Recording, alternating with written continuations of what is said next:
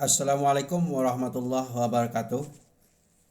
Baik anak-anak semua, pada kesempatan ini kita lanjutkan materi kita minggu kemarin. Minggu kemarin kita sampai kepada tugas tentang mencari kata-kata Al-Quran yang ada di dalam Al-Quran. Ini seperti tabel ini.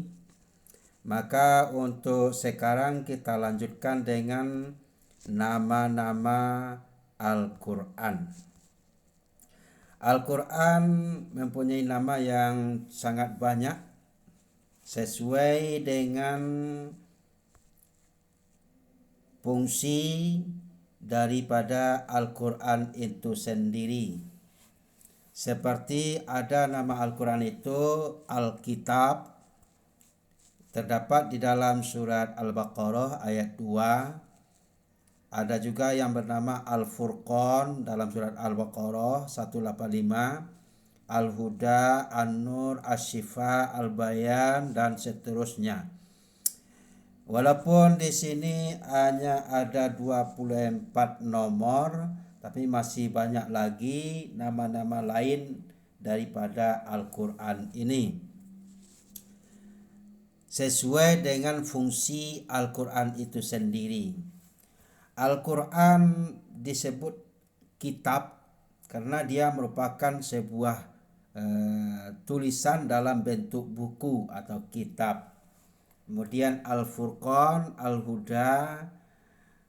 Nah, untuk lebih tahu kita arti daripada masing-masing nama Al-Quran ini, silakan Ananda buka Al-Quran, Ananda cari nama-nama Al-Quran sesuai dengan ayat yang tertera pada layar ini.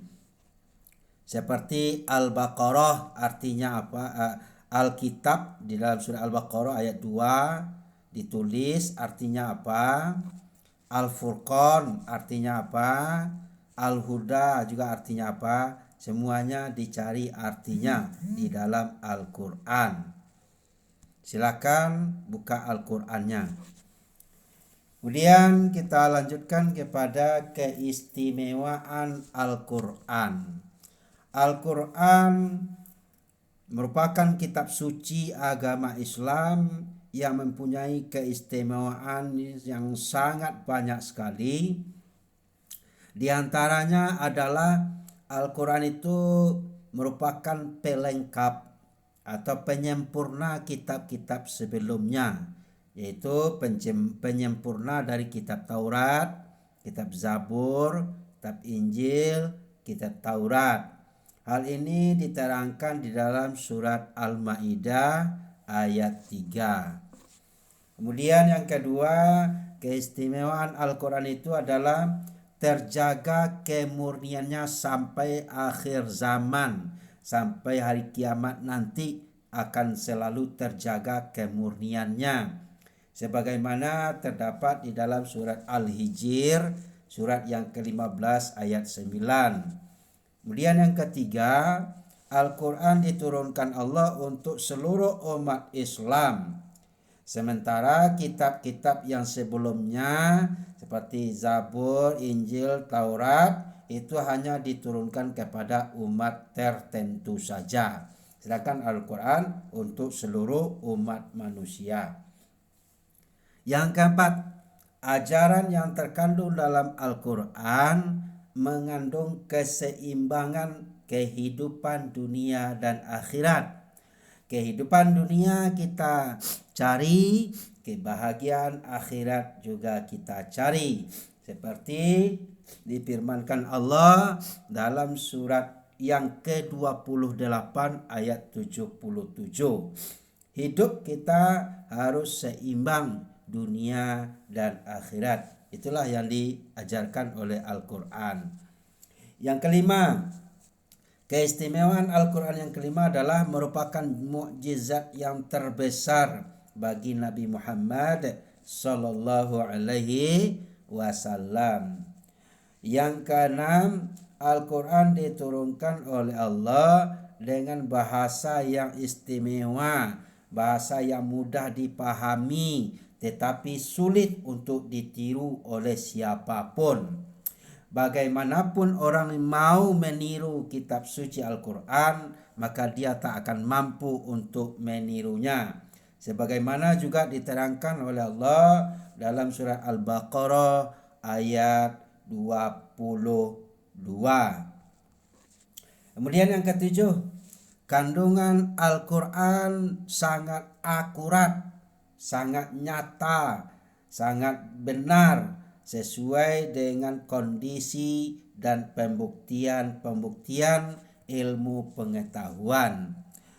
Bagaimanapun canggihnya ilmu pengetahuan manusia saat ini, Al-Quran sudah lebih dahulu membicarakannya.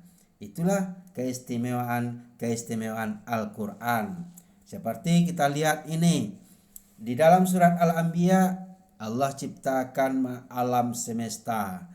Semuanya diterangkan di dalam Al-Quran bagaimana penciptaan alam semesta. Di dalam surat As-Sajadah diterangkan relativitas waktu. Jadi lahirnya kalender, lahirnya jadwal sholat dan sebagainya itu sebenarnya berpedoman kepada Al-Quran.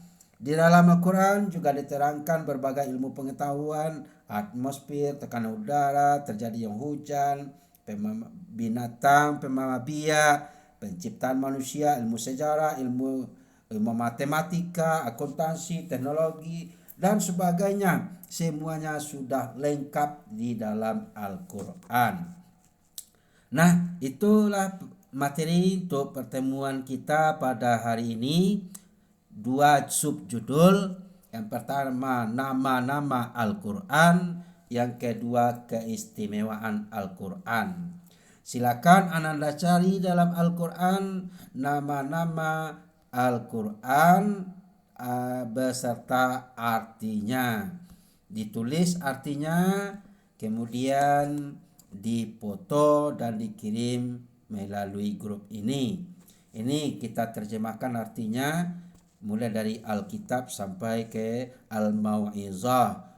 Kemudian kalau masih mau, silakan cari Al-Quran yang ada di sini, seperti Al-Maidah ayat 3, Al-Hijr ayat 9, Al-Qasas atau surat yang ke-8 ayat 7 dan sebagainya. Demikian, terima kasih. Assalamualaikum warahmatullahi wabarakatuh.